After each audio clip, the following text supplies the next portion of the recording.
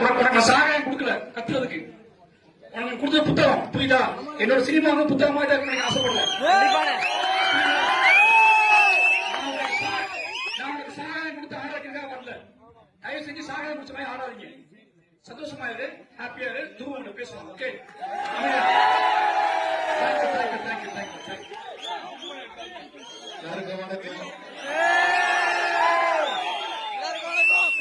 வரவேற்பு கொடுத்ததுக்கு ரொம்ப நன்றி.